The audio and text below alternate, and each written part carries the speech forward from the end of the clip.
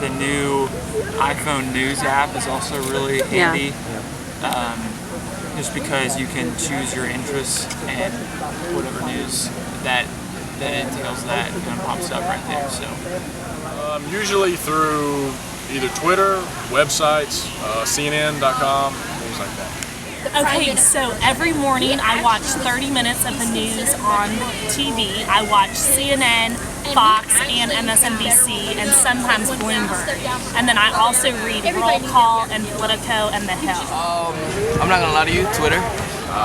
Twitter is pretty big for CNN and Fox News or MSNBC, and local news or like Birmingham News. I follow a lot of Twitter accounts.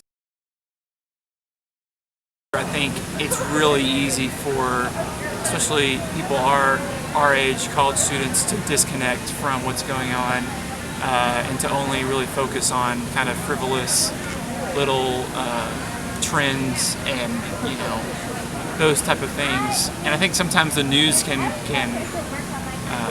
cater to those, but I think it's really important to stay involved in what's going on, especially in an election season, which it's a really important election.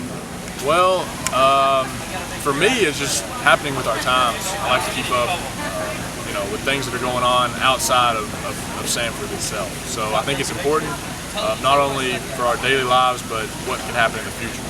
I think it's crucial as a citizen and as a student to know what's going on in the world. For example, the national elections coming up. If you don't know what current events are going on, I think it's going to be very difficult for you to be able to vote for a specific candidate if you don't know what issues they stand on and what the events are happening. Like, for example, the shooting that happened on the Oregon campus recently. If you want to know about gun laws or gun restrictions or gun safety, you need to be up to date on the current issues that are going on today. If we didn't have access to the news, we would be